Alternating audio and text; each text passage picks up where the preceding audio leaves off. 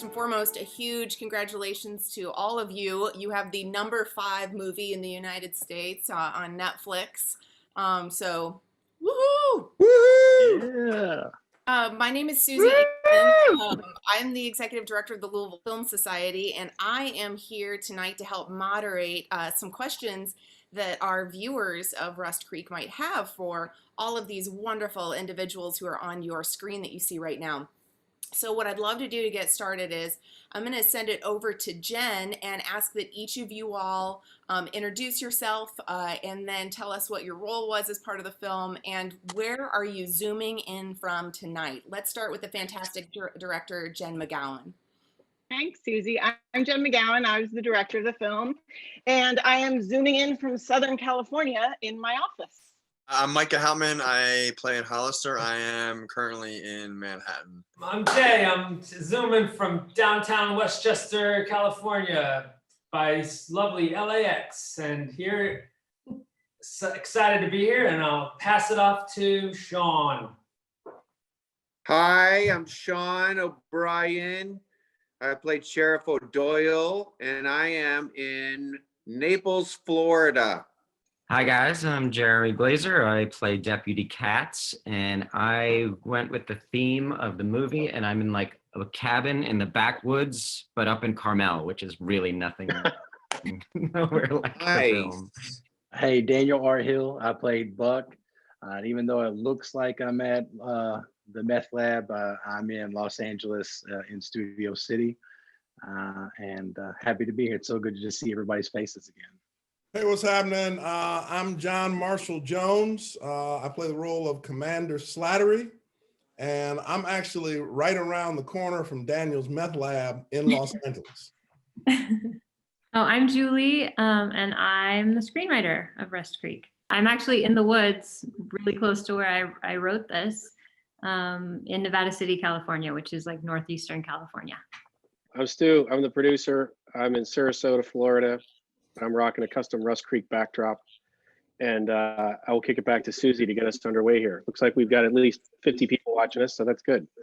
Great. Yeah, and we got I love it. glad everybody's tuning in. Some people have got their beverages going here, our cast and crew, so let's get this started. My first question is going to go to Jen. Cheers to you.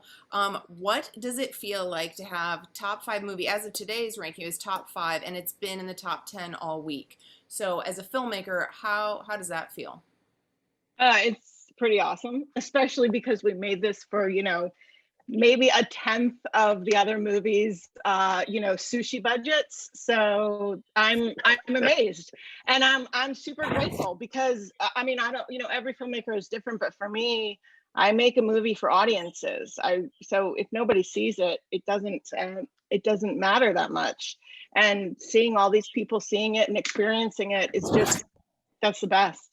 Fantastic. And how about for you, Stu? As you were one of the originators of the story and producer of it, and really imagined this taking place in Kentucky and put a lot of it together. How about for you?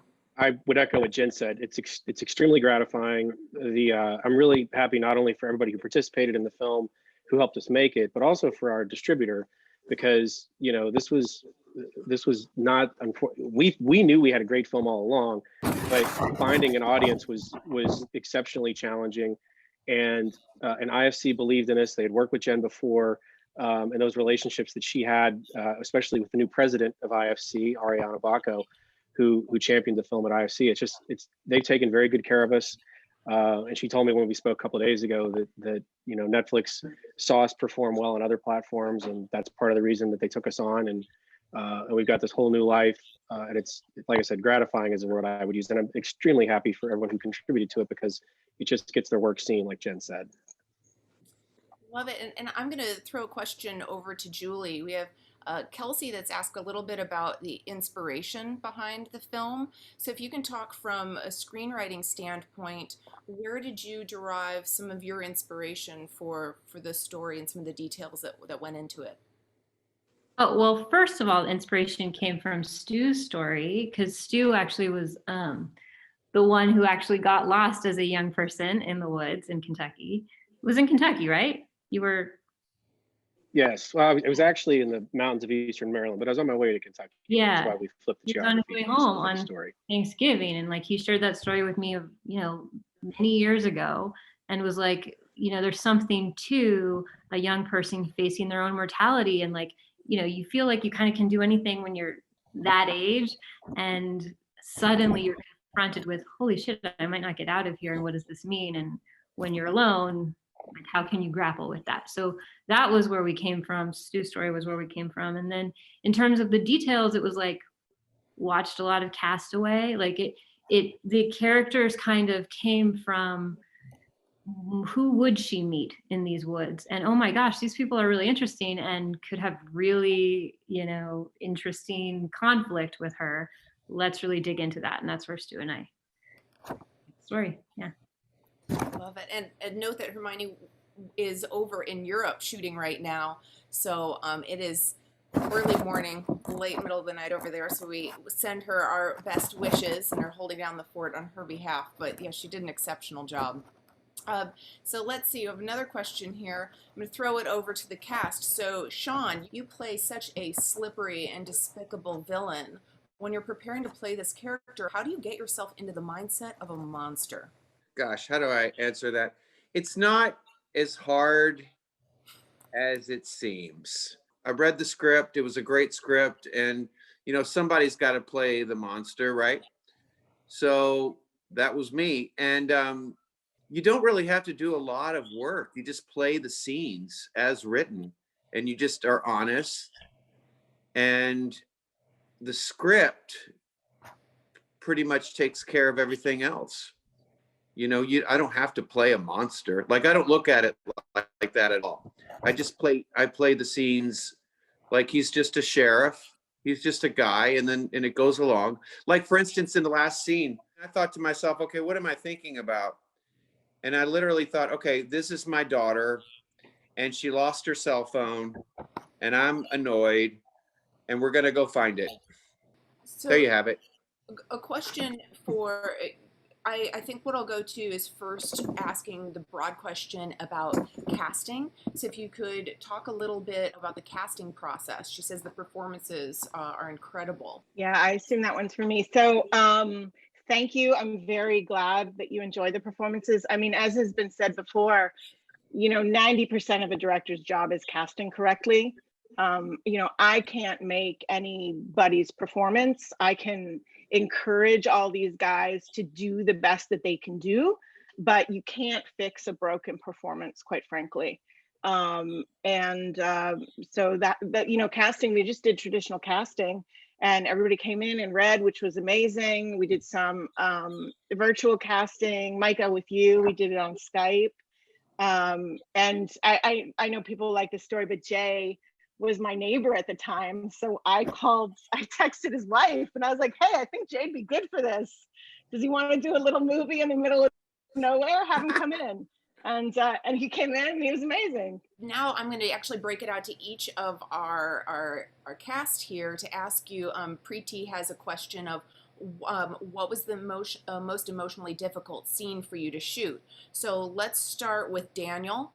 I think just overall for me, it goes back to an acting lesson that any good actor knows, and I know everyone in this cast knows, which is to not play the end result.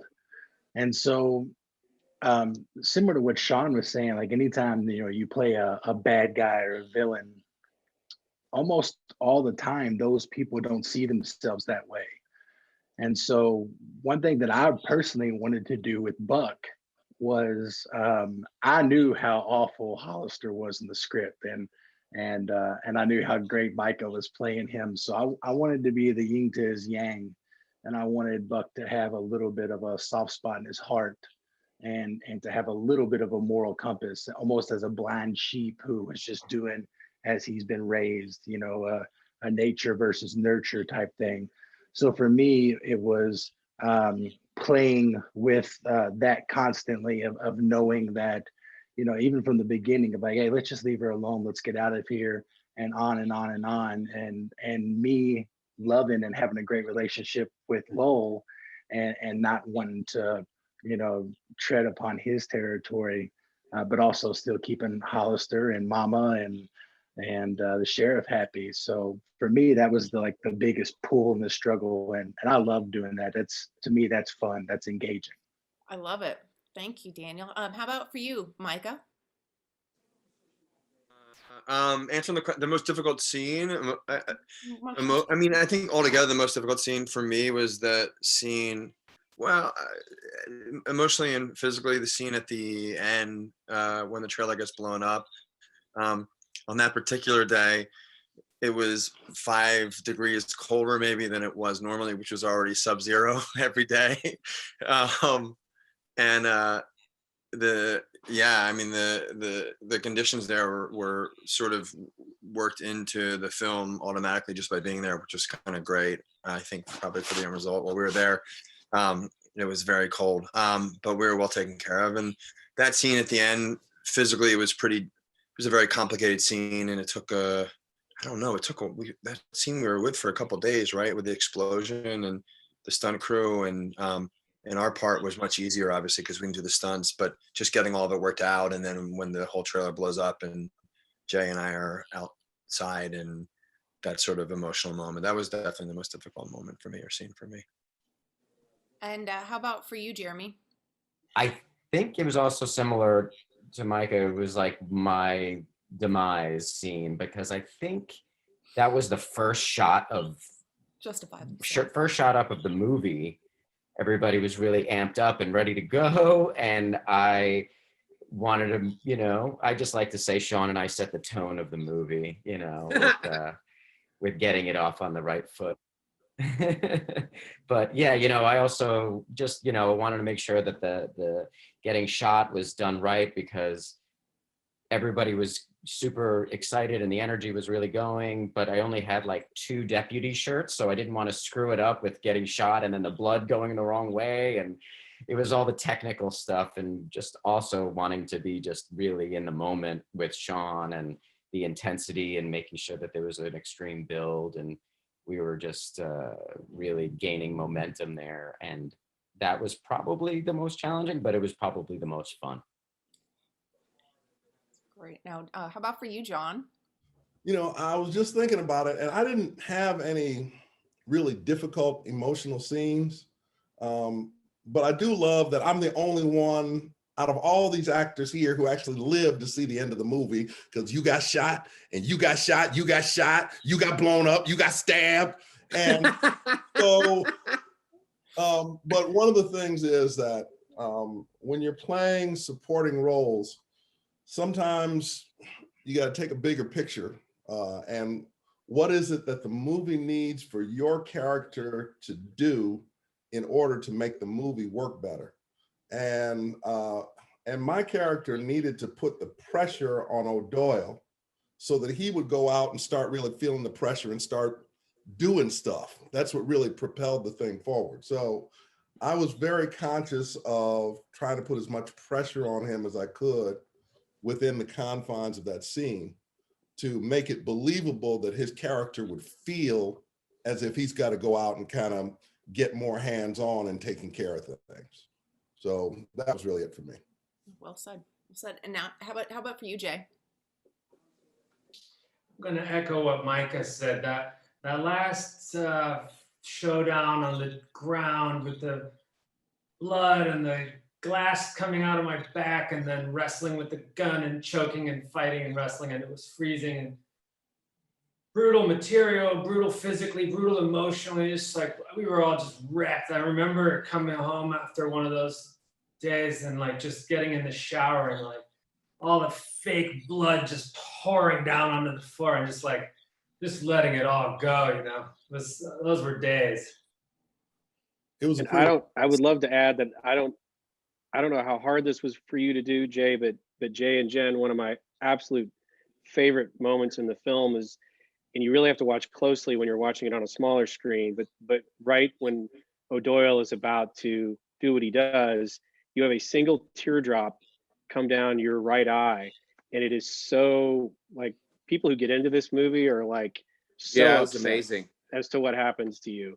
And I just give props to the two of you, because if that wasn't hard for you to do, then everyone says you're great in this movie, and Jen, you've done an amazing job directing it, but you all did make that look effortless, and it's such a magical and tragic moment. Absolutely. And how about for you, Sean? The scene in the water was really not pleasant. And it wasn't, I don't mind stunts. Like it didn't have anything to do with how difficult it was physically. It just had to do with, I was throwing her around, and I just didn't enjoy it because she's so small. She's such a trooper. We really went for her. I was like, there was one moment where, I mean, I was supposed to throw her about 5 feet. And I could do it physically, but I just really didn't want to. Something that somebody had asked just a moment ago, to switch it over to you, Jen, after that last scene, incredibly dramatic. And I had a couple people say that they loved that last shot of the film. And Mikey asks, why does she walk away? Oh, from the cops? Yeah. Because she's learned not to trust them. So Yeah, that was extremely important to me, and that's kind of an example of like what a filmmaker brings to it. It's a perspective. You know, that walk away could have been done any number of ways, but you know, that was my take on this. And I wanted her to be strong, and I wanted her to be independent, and I wanted her to have learned something. And for Jay, do you have any kids of your own, and did you tap into any sort of father role at some point as a character with your relationship to Sawyer? I do have kids. I have 2 boys, 9 and 11 years old.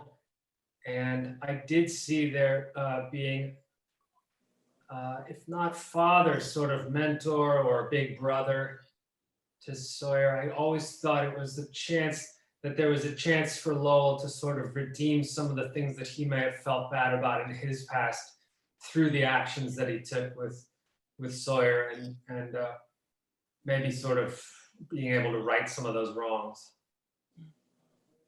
But there was definitely a caring vibe, wanting to help her and get her through this ordeal, you know. Now, Ben Gates is asking, Julie, would you mind letting me know a little bit about how much the final film deviated from your original script, or like the first draft shooting script? How much did that end up deviating from that? I think it actually deviated a lot. It's really hard to say because, you know, when you write screenplays, you have a lot of drafts. And I wrote, it was one of the first screenplays I wrote, and it was over 10 years ago. So I could go back and look. I think it definitely was, there was a point when, you know, I had moved on and I turned over the script to Stu and the team at Lunacy, and they definitely tinkered with it. I mean, I can't say exactly how much it deviated, but it definitely deviated. And Jen, I mean, made some really strong choices, like the thing at the end. That was not in the original script. Like, she emerges on the road and like cops are there, like all of these people from the first act, which was cut from the script, are there, you know? So that was, you know, those are big, strong gestures that are made after the script is done. And definitely I would say like the editing, and I mean, I wasn't there in the editing room or anything, but like there was a whole first act, setting up Sawyer at Center College, setting up her relationships there a little, you know, more robustly, because we could get to know her more, and then she goes on this, you know, makes the wrong turn. And the film starts really, really quickly now, which was surprising when you watch it, but then it's like, we all get it. Like, you didn't need that first act at all. Maybe I needed it to get to know her and to like develop her relationships and understand who she was. And so I'd know how she would be reacting in the situations that come next. But the film itself obviously didn't really need it. So that's where the collaboration stuff comes in. Yeah. I would love to add to that some of the scenes that Julie mentioned are actually on our Blu-ray here, which you can get online at our store at rustcreek.com, shameless plug. And Julie has been working on this, initially started working on this, I think in like 2006 or 7, like it goes back a ways. I think the first draft, they didn't hook up. And then the second draft, we got all this feedback. It's like, oh, they have to hook up. And I'm talking about Lowell and Sawyer. And then we went back and forth, and we finally settled on what the story is now. But Jen, I think you did such an amazing job, as did Hermione and Jay, of this of just incredibly complex relationship that stays platonic. And yet I think part of what hooks the audience is I think there's a number of people who watch this who are convinced that's what's going to happen. And you managed to really deftly weave that relationship in a way that just seems so genuine. I wonder if you could just talk about how you worked with the actors and got that without it making it feel anything less than genuine. Well, I really think it comes down to the script originally. And I remember having a conversation about that moment. I was like, I can't do that. That's the one thing I cannot make work in this movie. I can't figure it out. So that's why we went in the direction that we did. But when it comes to performances, I think you have to go in with an intention, but you have to give the actors room to own their work, because you want to see them creating while the camera is rolling. That's what gives stuff life. And that's one of the reasons I don't actually like a lot of rehearsal, because I don't want to lose the performance. What I do is in the beginning, I'll meet with every actor individually and just have a conversation about what they're thinking about, what I'm thinking about, and make sure we're, roughly close enough that it's all going to work together, and make sure that nothing is broken that can't be fixed on set. Because I'd rather them do stuff on set than in their apartments. And then I think just being very clear about what the intentions for every single scene are, and keeping these guys reminded of that each time. And then of course, editing. Absolutely. Beautifully done. And yeah, I'd love to check out some of the behind the scenes and, some of the content that you have on that Blu-ray. And I'm going to do a shameless plug also for rustcreek.com is where you can get that Blu-ray. You want swag? Of course you want Rust Creek swag. So you can get that on rustcreek.com. Look at that hat. The hat. There we go. Now you can see it. You want that hat. So right now, if you go to rustcreek.com through tonight, there's 20% off, link up at the top. But also importantly is that there are the links for all of the social media accounts there. And that way you can continue following the film as the soundtrack's going to come out. Speaking of the soundtrack and the sound, holy crap, incredible. Really added to the tension of the film. It was exceptional. But another star of the film were a lot of the locations. And I'm hugely proud that was shot in our beautiful state of Kentucky. And Stu is also a native of Kentucky, as am I. Can you tell me a little bit about the locations for the film? Eric Davis Marsh would like to know, where did you find them all? Was it always supposed to be set in Kentucky? The answer is yes on Kentucky, and I'm going to have Jen tell a story. Hopefully she remembers some of this. I imagine it's indelibly seared into her mind.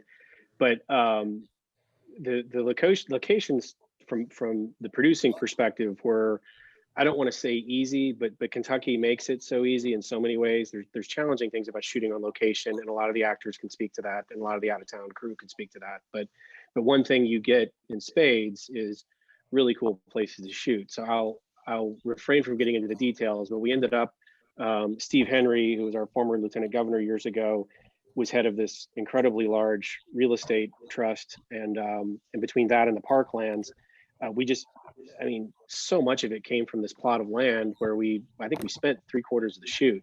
That's where we dropped the trailer. That's where this dilapidated down old house that was Lowell's burned down house came from.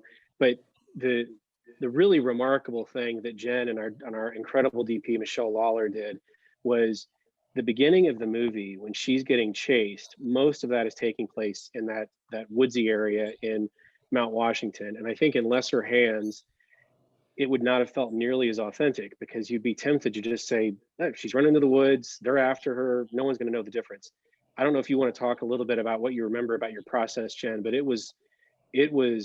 Trust me, it pushed me to the brink of my producing capabilities, but it was so worth it because, anyway, I'll let you talk about the amount of detail. Yeah, I recall pushing everyone to the brink on that. Look, it was very important to me that we have a visual progression, and that includes the landscape. It was important for me that she had places to go and have different backgrounds for her story to evolve, but also, you know, we needed to make sure it made sense and that people understood where she was in relation to other things. So it was every single scene was, you know, marked to a specific location, and those were not necessarily near one another. So we would then obviously break them all up and put them in order for locations. And I think, you know, the whole time, you know, everybody in production is like, woods are woods. And I'm like, no, the mouse has to go behind this, and the straight trees have to go here. And, you know, it was, that's all I had to work with. So it became really important. Yeah, and Jen, I just want to give you more like literally every single, I don't know how many, it's like the first 25 minutes she's on her own in those woods, and like so much of it was so meticulous. I mean, I guarantee you, if you dropped her in the middle of these woods right now, you would be able to draw a map of the place. Like, it was just so, it was just, and again, you're sort of tearing your hair out being like, is it really that important? But one of your jobs as a producer is give the director what she wants. And then obviously once we got into the editing room, we're like, okay, if I ever make another film, I'm going to be a better director as a result of this. So anyway, thank you for being so demanding in the best possible way. Great choices. Let's switch over to a cast question. So Mikey asks, Micah, you seem like you're having a blast in this movie. How did you create the Hollister character? I how did I create the Hollister character? I showed up. I was in New York, I think, when casting happened, right? And I think we tried to do it on Zoom, the audition, then Zoom didn't work or something, or it was like so sketchy, or the connection was bad. So then I sent a tape in with like a very general, non-specific Southern dialect, probably.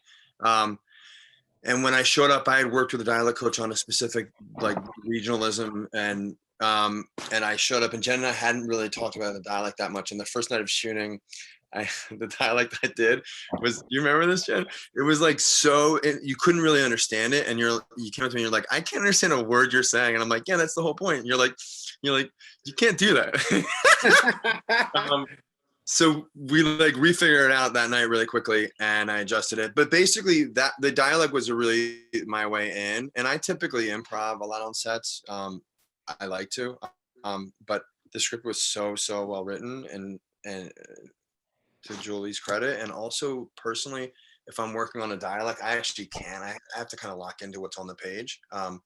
And so for me, it was mostly the dialect sort of led it, and I guess more than anything, I felt like the character, although I think maybe people find him funny at times and having a great time, but I think he's sort of despicable and like has no redemptive qualities. And I feel like often actors want to have a character have some kind of redemption at the end, or some redemptive moment, and so on and so forth. And for me personally, I think some people, no matter what happened to them in the past, obviously something happened to them that made him this way, but in this moment, has no redemption. And it was important for me to sort of play the character that way and not try and make him likable in any way whatsoever. So maybe he is likable, but I wasn't trying to make him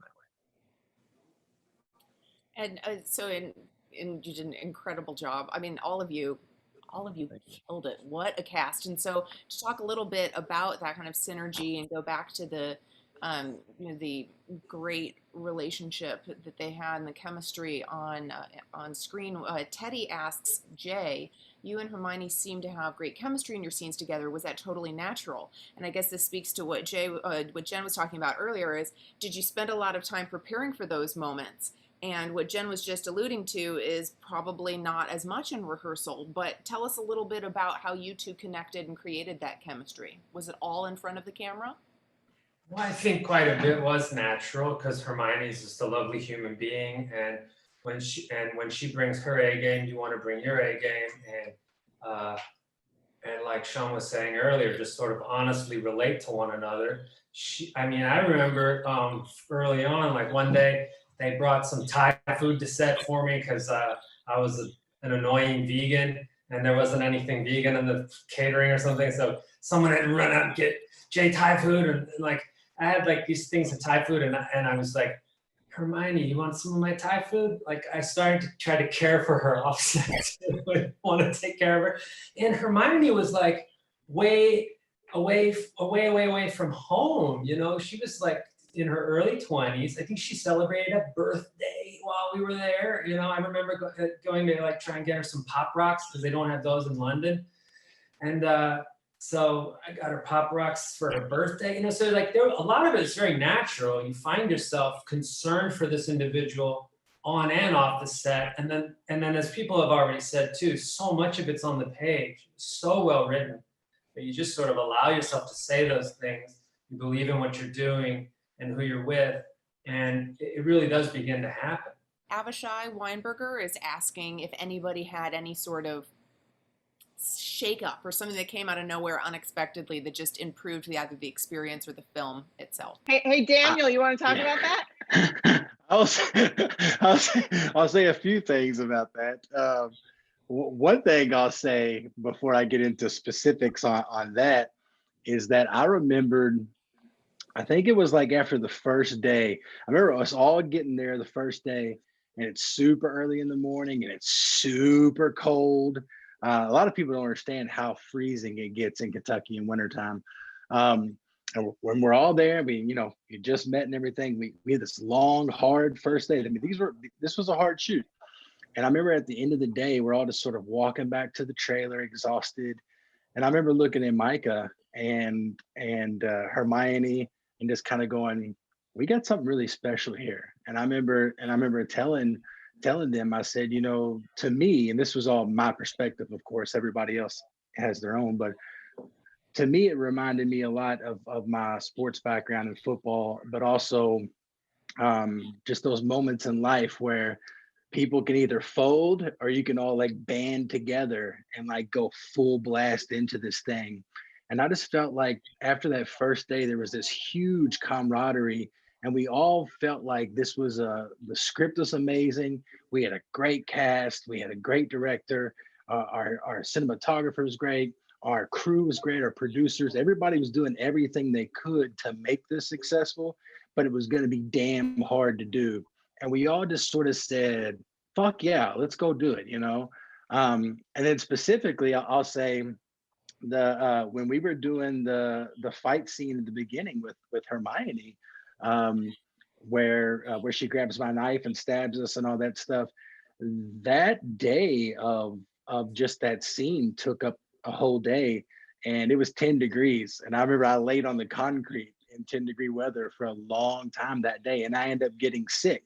I just can't help it, And so there's a couple of scenes where the scene where me and Hollister in the woods looking for her, and you see the breath, our breath coming, that's real. There's no CGI or nothing. And I made a talk with Jen, and I was like, hey, I'm gonna have to disguise my voice as if I'm out of breath because my throat was sore that day, and I wanted to make sure it matched up with the rest of the performance. And it was really cold. It was that cold where you don't get cold, you just are cold. Like every cell in your body hurts. And we were like rappelling down to locations, and these guys who had to be in the water while I was on the edge with my down coat and yelling directions. but they had wetsuits on, and between takes the guys would run in and like pour hot water down their wetsuits. It was quite an ordeal. Wow. And Of so course, Jen, Jeremy and, if I could interject, Jeremy and John Marshall Jones, the first week of the shoot was 70 degrees, and they both shot out the first week. So they dodged the cold bullet. It was supposed to be like in the 40s the whole time, according to the Farmer's Almanac. But the second week, we got that damn polar vortex. And yes, it was colder than you can finish the analogy in your own words. But Jen, you said something on one of those, might have been the day Daniel was talking. One of those days we woke up, and I remember I have a picture of my dashboard thermometer. It said 7. It was like December 1st. It was like right about 4 years ago. And you said, well, if we're going to suffer, we might as well use it. And that's where I, like you said, all that breath and all that frost on the windshield. It was a tough one. And you guys all. Yeah, you know what morning that was? That was the morning when we see O'Doyle's car all by itself. And I remember we got there really early. It was so cold. Oh my and gosh. your car was covered with frost. And I see the art department, you know, running with spray and rags to get the frost off, and I'm like, no, don't touch it. And luckily I caught them in time, because it was just so pretty. Nature's art department right there. That, yeah, wow. And I And love the that weather seemed to change. The one thing that struck me was, yes, at the beginning, it was not cold at all. I remember the day before we started shooting. Remember when we went out shooting with those police officers and they taught us how to shoot? It was actually hot, kind of. Sean and I But and Micah and Daniel, were you with us? We shot machine guns, and Sean scared the shit out of me. Do not ever shoot machine guns next to Sean O'Brien. Spaz. Yes. That's I don't know how I was able to look so good on the screen, because that was the first time I'd ever shot a gun in my life. Was the day before we started, and the very first time I shot, I was like, it just really threw me. You know, it really threw me. Actually, you know, just the feeling of shooting into something, it was disturbing. But what I was going to say too, though, in terms of what I think helped, I don't know if it was me, but everybody, was that the crew, I remember so many times when the weather was so challenging and it would change. Like there was one scene where we were shooting inside my office, and then I don't know if you guys remember this. Remember it started raining and the wind was the grips insane? were outside, like hanging from rafters to try to keep the light constant outside the window, and they were getting hurled with like a mini hurricane while we were just shooting away. Yeah, it for me, it was like, if these guys can do this, I need to be on point, you know. I think that really tightened up everyone's performance, for at least mine. Your production, I think you got all 4 seasons, which is just a very Kentucky experience. So I'm glad that all of you really were indoctrinated to what we go through here, when it'll be 70 one day and then 28 the next. So you all, John and Jeremy, were probably like, that was great, like toasty, actually wore and then like 3 days later, everybody's wearing wetsuits in a creek, and it's a lot of a different experience. Now, Jen, a question for you is, where did the question go? There we go. How did you initially get involved as director? Kate Duncan would like to know, what drew you into the project? Well, there's 2 answers to that. The first is like, technically, how did I get involved? And I had been introduced to Stu as a potential financier for another project I was trying to get set up. And he didn't respond to that material, but we really hit it off. And he was like, I have the script I think you might be interested in. And when I read it, I was thrilled. I was over the moon. I saw so much potential. And, a lot of filmmakers, we have to come up through indie. And sometimes that just means 2 people sitting. And for those of us who don't actually want to be indie filmmakers, it can be a frustrating experience getting to the material that you actually want to be working on. And when I saw the script, I was like, this is amazing. This is so fun. It's emotional. It's big. I can bring some scale to it. And it was challenging, which is something that I always get excited about, because I feel like that's when I do my best, when I'm trying to do something that's difficult. Your first email to me in response to reading the script is, I think we could rock the shit out of this. Yeah, that sounds like it. Which you did. And speaking of the script, is Rita Hines would like to ask Julie a little bit about the process of developing the dialogue along the creek, specifically with like chemistry is the movie's theme. When did the dialogue really start getting developed? Chemistry as the movie's theme is sort of like, it's a very spare setting. You know what I mean? There's not actually a lot going on. I mean, there's a lot of going on in terms of the relationships that get kind of involved in the script, but in terms of what they're doing, we have to remember that they're in the woods, and there's a meth lab. So it's like, what are they going to be talking about? They're going to be talking about what is right in front of them, and the interesting stuff is, you know, the material meth stuff. That's all really visual and interesting. And so of course you're going to try and derive theme from what's right in front of these characters. And, you know, chemistry, anything science, is evocative, and you can use it to, you know, create, you know, think about bigger life ideas. But does that make sense? Like, there wasn't a lot really going on, so you have to dig into what's there, and, you know, chemistry made sense.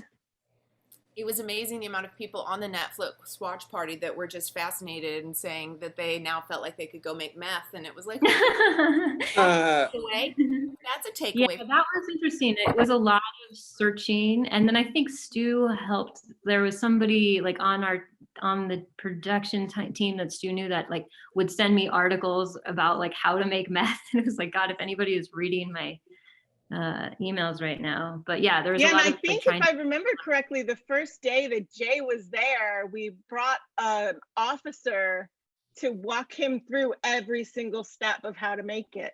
Yeah, I did in fact learn from someone who'd been involved with drug enforcement how to do it.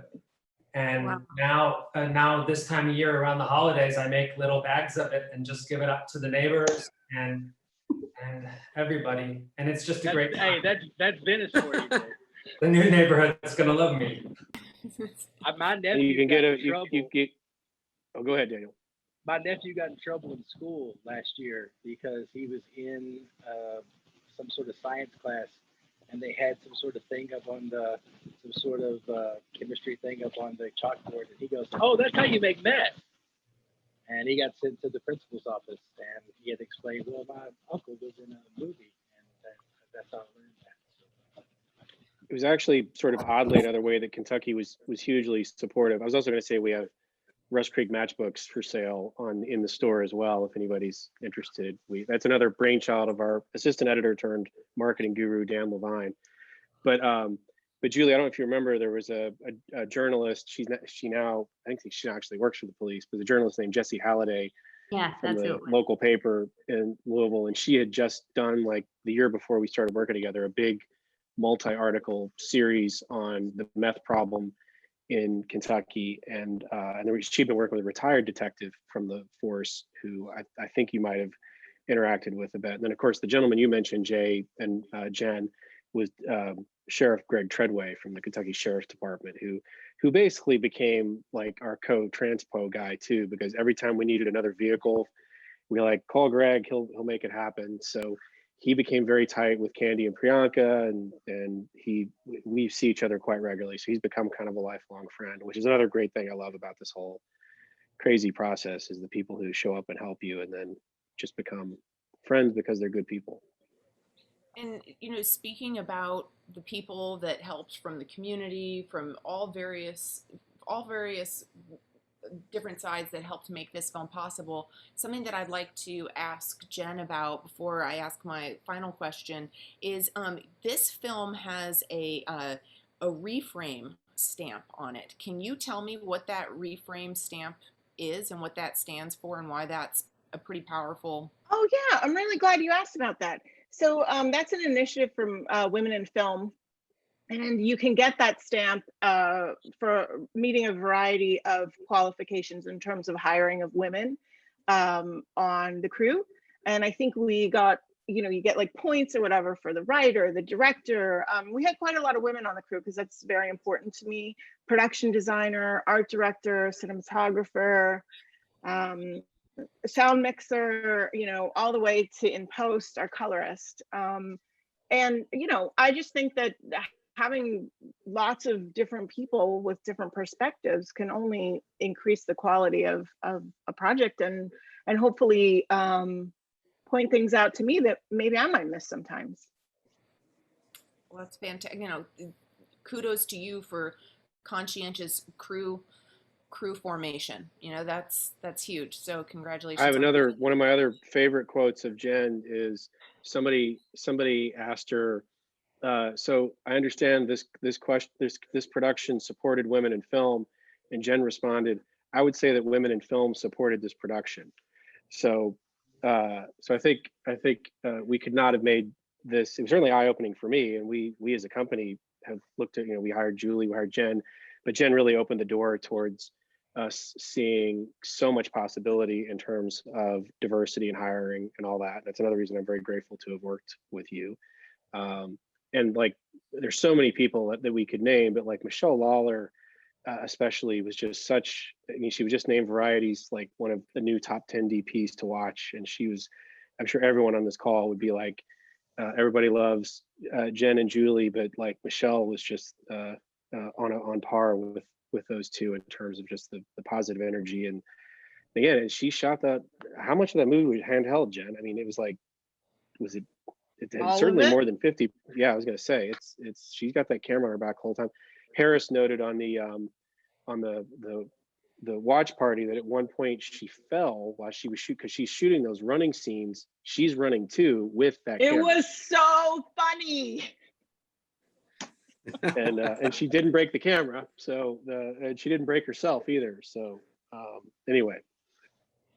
Well, I will ask one final question of all of you, and Jen, I'm going to come to you last on this one, so you can think about this. But for each of you, what is your favorite memory that you take away from this production?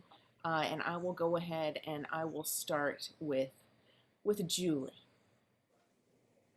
I think it was definitely, like I said, there had been some time elapsed between writing it and then it being made, and coming to set the first day.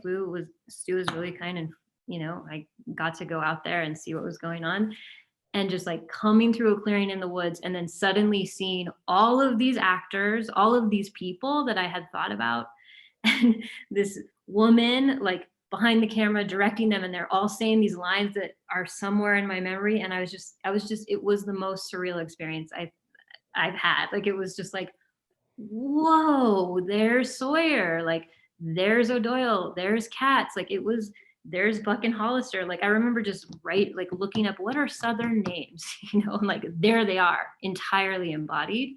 And like Jen just taking it super seriously and doing this incredible job with them. So that was the best memory. Love it. Yeah, you're gonna have to come to me second to last, Soozie, because that was gonna be my go-to answer. It was Julie's face when she saw these guys stumble out of the van, and Hermione, just her face was just, it made all the hard work worth it in that one moment. But I'll have another answer. Yeah, Sean, how about you? What's your favorite memory from the production? Oh gosh, that's hard to pinpoint because there were so many blissful actor moments that I had, but I'd probably say the first day, the day before we started, we all met in the production office, and I was so excited. I already auditioned for it. I worked with Stu 20 years ago on Nice Guys Sleep Alone, and having an opportunity to work with him again was just such a big thrill. And I was completely flattered that he contacted me to ask me if I would be interested in auditioning for this movie. And then when it happened, and just how exciting it was before we started, seeing all the cast members, seeing Daniel. I'm like, what? I just remember just seeing all, like, I don't know exactly how many of the cast were in that production office that day. And I got to sit down and talk to Jen. And it was just, everything was right in front of us. And all I had was the script, and here we go. And it was just, and then seeing Stu obviously was just really exciting. Getting to work with him again. Working with Stu is my highlight. That's my absolutely. Highlight. So, I mean, checks are in the mail, everybody. Checks are in the mail. So Jay, how about you? What was your highlight? I'm going to say Louisville may have been one of the highlights. With Louisville, with these people and this work was just such a gift. Most of us were out of our traditional element, and the elements we were presented with, I do think, carried us to the next level and allowed us to do great work. And I remember coming home from set on many days, feeling like we had all left it out there. We'd done our job, and we could take a warm shower, we'd earned it, and we could wake up the next day and do it again, you know? Well, Micah, how about you? I would say I was gonna say something similar to what Jay said. I mean, I have individual moments with everybody that are uniquely special to me, and being on location is, as Jay was saying, is always, I don't know, for me, either I isolate and spend a lot of time alone, or I gravitate to spending time with a group of people that I'm with because they're really wonderful people, and the whole cast and crew on this. And, you know, like Jay said, we were working really, really hard, and everybody was so there for each other and so supportive of each other. It was a really unique experience in that way. So it made me really want to spend time with people. And I feel like everybody was there. Everyone probably wasn't, but we went to dinner in Louisville at, I think was it a vegan restaurant? Was it, Jay? Probably Ramsey's. I saw Jay give a shout out to Ramsey's. Ramsey's, got a shout out to Ramsey's. They got great food for everyone. Not just vegans. That place was, everyone can have a great meal at Ramsey's. and it was a big group of people, cast and crew, and that moment for me, whoever, in my mind, everyone here was there, but everyone probably wasn't. But those moments of really being able to spend time with each other and connect and get to know each other and learn more about one another on a different level, those are the best moments for me. So that was it for me. Love it. John, how about you? I think my favorite moment was probably at the premiere. I had limited interaction with everybody during the shoot. But one of the things that you learn early is that the words have power. And part of what our job as actors is to let that power unfold without putting our own personality before the power of the words. And so to see how this all came together, to read the script, and then I really love the script, but to see how the whole thing came together, all the elements of trying to negotiate Kentucky and suburban Louisville and those parts, and then to see how the story was told visually, because there's a lot of the story that is not about dialogue. It's about how the environment has become a character that defines how the characters interact with each other. And so to sit and see all of that come together in such a satisfying way, when she finally emerges from the water and is walking down the road by herself, and her saviors come and she doesn't take it. She's done with asking anybody else to protect her and make her life choices for her at any point. And I thought that was just such a satisfying experience to go through with this character, that it was really, really gratifying to see that. And you know, and to have worked with this great group of people. And, you know, Jen, you did such a wonderful job here. Cheers to you. And I guess I should have a drink. That was mine. I love it. Jeremy, how about you? What's a highlight for you?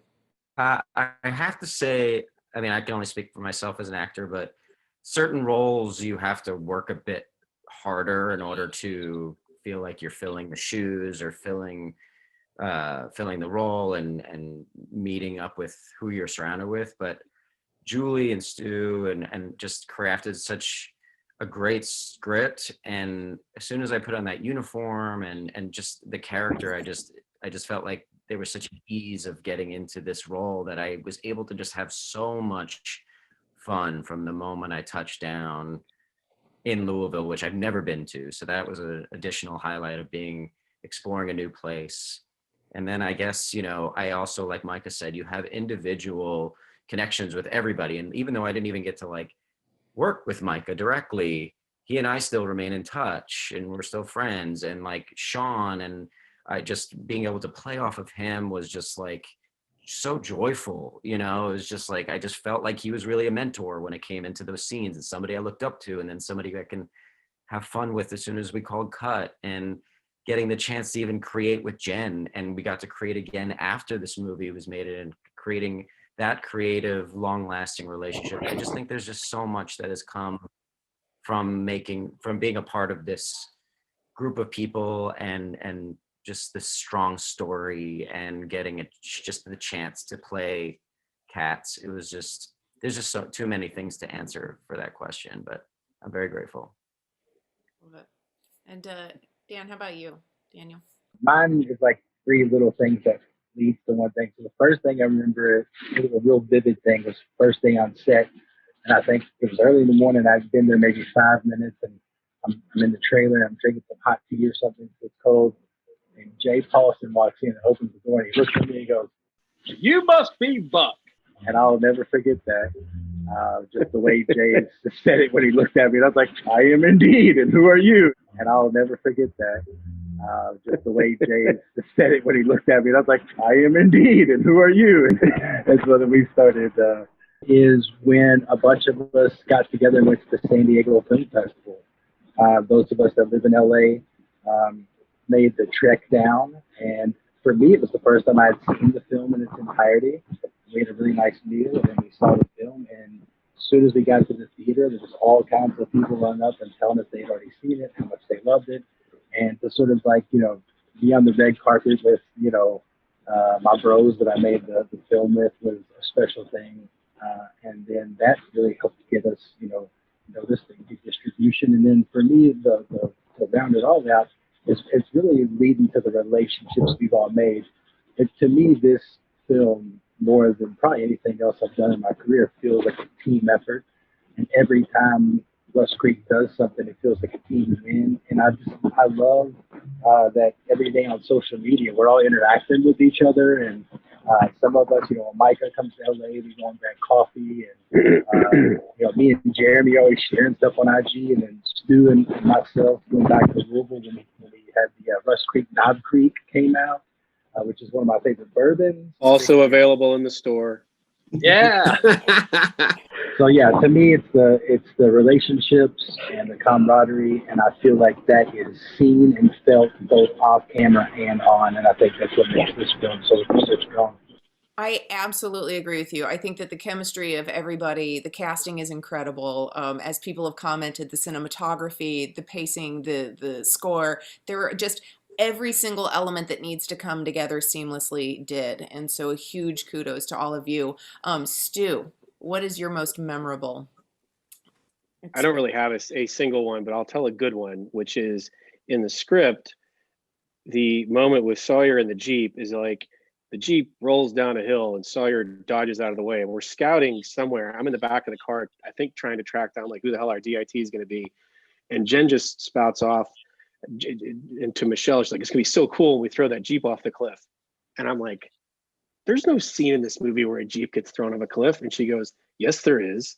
And so you flash forward to the day that actually happened, and we are racing against light, and our Everett Byram and his brother and these other guy from Texas who brought this semi up, and we're our effects team, who are one of many unsung heroes on this show, built like this slingshot platform, and everyone's anticipating 4 cameras rolling. I even hit a GoPro on the set on where the impact point, and it's like, we got to go, or we're going to lose light, because this was our only chance to get it. And as Jen intimated at the very beginning of this call, you know, the fact that we're doing as well on Netflix, you know, we could blow up that trailer once. We could throw this Jeep off the cliff once. There was no redo if it didn't work. And it worked, and we got it covered, and it was just this, I think it kind of happened towards maybe the 2/3 mark of the shoot. It was this big euphoric shot in the arm for everybody, and it was great. And again, that's a moment where it's this on the page, it's this with the director's vision, and then you get this amazing group of people together who execute, and it's a special memory. And again, taught me a lot about keeping very open eyes to people's vision, because it was really fun, and we had an amazing group of people execute it.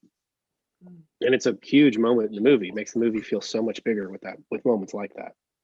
Yeah, between the car and the trailer, those two just set the production value, over the top.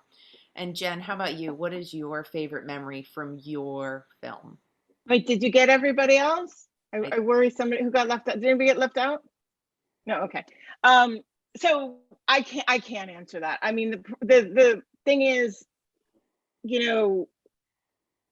and everybody has hit on this a little bit, but like, you have these wonderful partnerships and creative relationships with so many different people.